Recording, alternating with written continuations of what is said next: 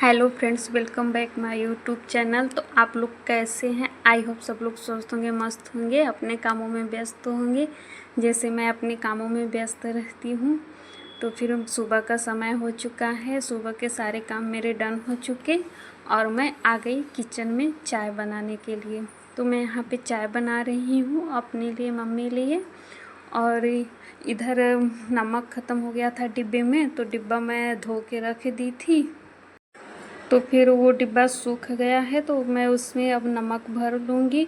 मैं वैसे डिब्बे तो महीने में या 2-3 महीने बाद ही साफ़ करती हूँ, क्योंकि रोज़ रोज़ इतना काम रहता है ना कि टाइम नहीं मिल पाता कि मैं हमेशा ये करती रहूँ। तो मेरा एक आदत है कि मैं जब ये डिब्बे खाली होते हैं किसी भी चीज़ के, तो मैं उसको धो के अच्छे से सुखा के फिर उसमें भरती हूँ।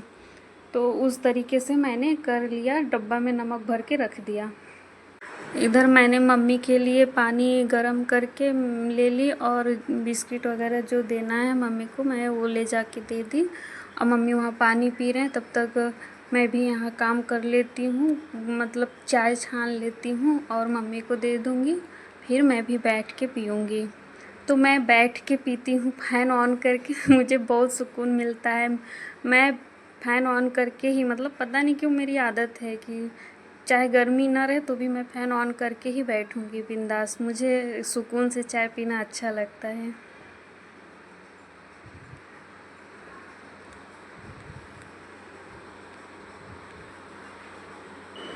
मैं वहीं चाय पीने के बाद फिर बैठ गई, भाजी काटने लगी। तो भाजी मतलब गोभी अच्छी थी, कीड़े वगैरह नहीं हैं, तो मैं फटाफट काट लेती हूँ। फिर भी एक बार देखती हूँ, क्योंकि वो पता नहीं पड़ जाए या ना रहे, फिर भी मैं देखती हूँ। उसके बाद मैं भाजी काट लूँगी, काट के बनाऊँगी पूड़ी भाजी। आज मैं अगड़म बगड़म कुछ नहीं बनाऊँगी, मैं डायरेक्ट पूड़ी भाजी बनाऊँगी, क्योंकि हम मतलब कहीं पे जाना है तो डायरेक्ट हम लोग वही पूड़ी भाजी ही खा के जाएंगे बाहर। तो मैं गोभी वगैरह को भुनने के लिए डाल देती हूँ कढ़ाई में। उधर अक्षू आ गया है, मस्ती कर रहा है, बोला था मम्मा बिस्किट बिस्किट, तो फिर मैं उसको बिस्किट दे देती हूँ, वो चला जाता है। और इस तरीके से मैं अपना फिर काम करती रहती हूँ। तो एक साथ एक काम नहीं करती मैं, एक साथ 10 काम करती हूँ, क्योंकि मुझे अच्छा नहीं लगता कि मैं वहाँ पे खड़ी रहूँ।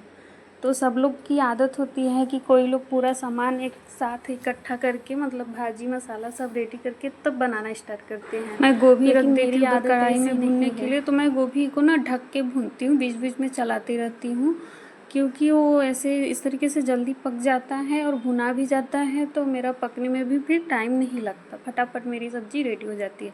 तो जब तक वो भून रहा था तब तक मैं इधर मसाले वगैरह पीस लेती हूँ। और पीसने के बाद फिर मैं मिक्सर नीचे रख देती हूँ, मतलब जो सामान जहाँ है तुरंत ही अगर हटाते जाओ ना तो अपना काम एकदम ईजी हो जाता है। तो इसलिए मैं जो सामान जहाँ से लेती हूँ तुरंत रख देती हूँ। और इधर दूध आ गया था अभी, मतलब भाजी में भूनने में थोड़ा टाइम था, तो मैं दूध वगैरह काट के रख देती हूँ, एक तरफ उबलता रहेगा हमारा।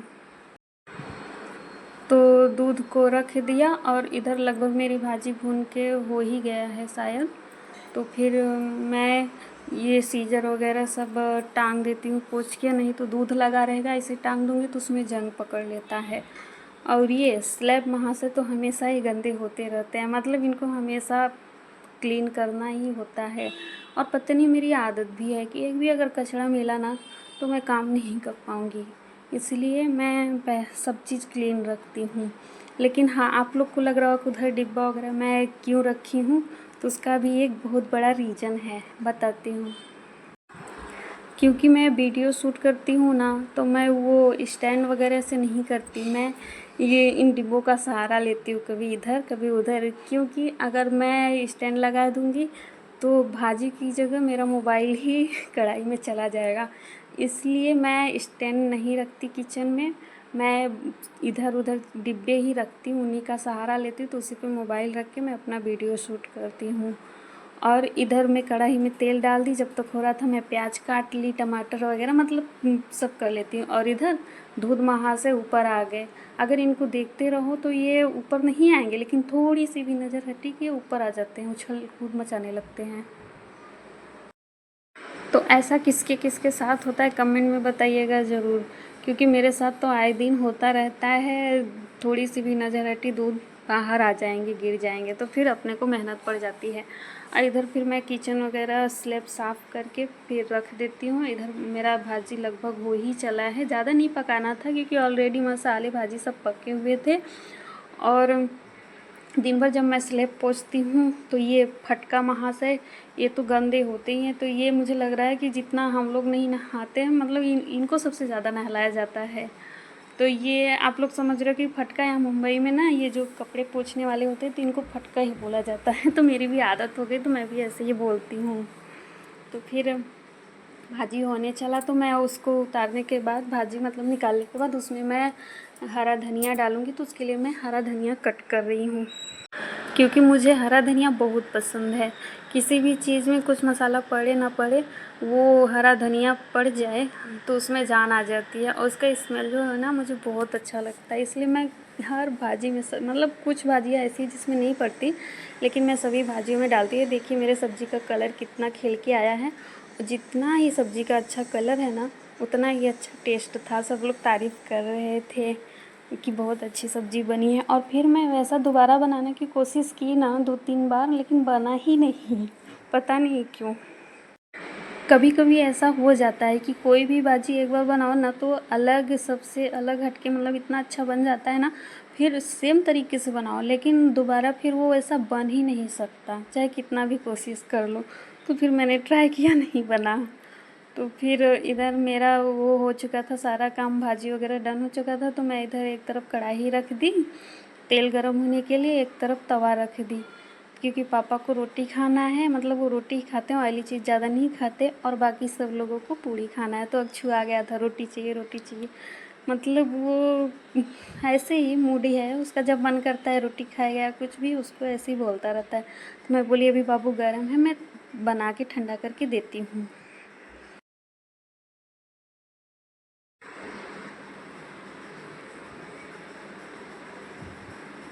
तो फिर इधर रोटी सेक के हो गया था, मैं पापा को दे के आ गई नाश्ता।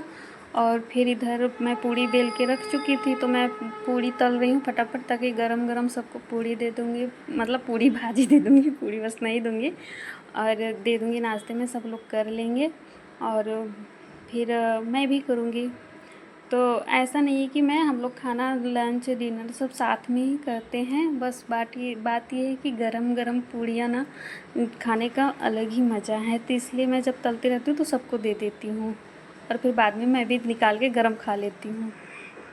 फिर नाश्ता वगैरह करके हम लोग आ चुके हैं इस्कॉन मंदिर। तो आप लोग को लग रहा होगा कि हम लोग खा पी के मस्त आए हैं, तो ऐसा कुछ है नहीं, क्योंकि ये सुबह उठना, काम करना, मतलब सब कुछ करने में लेट हो जाता है। तो हम लोग बोले कि चलो नाश्ता करके आराम से, वैसे तो बाहर खाते, लेकिन बाहर का खाना हम लोग को जमता नहीं, तो इसलिए हम बोले कि शाम को पता नहीं लेट फास्ट हो जाए, तो इसलिए हम लोग शाम को डायरेक्ट वही स्नैक्स करेंगे, वड़ा पाव, पाव भाजी, मतलब कुछ भी जो खाना होगा हम खा लेंगे बाहर का। फ़िलहाल हम घर से निकलते हैं ना, तो एक अच्छा सा मतलब भरपेट भोजन लेके तब निकलते हैं। तो हम आ चुके मंदिर में, एंटर किए हैं। देखिए कितना सुंदर, मतलब ये मंदिर बहुत अच्छा लग रहा था, पूरा ही संगमरमर का बना है। पंखा तो नहीं चल रहा था अंदर, लेकिन फिर भी ये, और इतनी कड़ी धूप थी ना कि मैं क्या बताऊँ, पसीने छूट रहे थे, लेकिन फिर भी इन पत्थरों को टच कर रहे थे तो एकदम ठंडा ठंडा फील हो रहा था। यहाँ पे काफ़ी भीड़ थी, सब लोग इकट्ठे हुए हैं, और वो तीनों भगवान जी के ही मंदिर हैं। बहुत ही अच्छा लग रहा था, पता नहीं क्यों मंदिर में बहुत सुकून मिलता है हमें। यहाँ बस चारों तरफ हरे रामा हरे कृष्णा की गूंज हो रही थी। तो वो जो आनंद है ना, वही लोग फील करते हैं जो लोग गए होंगे या जाएंगे। तो ये मूर्तियाँ कितनी सुंदर, मतलब क्या ही बोलूँ मैं। तो बहुत ही अच्छा लग रहा था। अभी वीडियो में देखने में इतना अच्छा लगा है, रियल में जब वहाँ गए थे ना तो बहुत सुंदर लग रहा था। और इधर बाहर का भी एरिया जो था वो भी बहुत सुंदर है। यहाँ का लोकेशन बहुत अच्छा है। बारिश तो नहीं थी, लेकिन बादल आसमान में चढ़े हुए थे, एकदम काले काले आए थे बादल, तो एकदम अच्छा लग रहा था। और इधर भी बहुत अच्छा लग रहा था। तो यहाँ पे ना बहुत अच्छी व्यवस्था थी। पहले ये मंदिर अच्छे से नहीं बना था, लेकिन अभी साल भर के बाद बहुत अच्छे से मंदिर बन गया, पूरा एकदम अच्छे से तैयार होके बन गया। यहाँ पे हम लोग वीडियो शूट करवाने लगे अपना। तो फिर मैं ही नहीं, काफ़ी लोग जितने लोग आए थे सब वीडियो शूट फ़ोटो, मतलब आज के ज़माने में तो ये चला ही है कि आज के जनरेशन में सभी लोग ये काम करते हैं, तो मैं भी थोड़ा बहुत कर ली।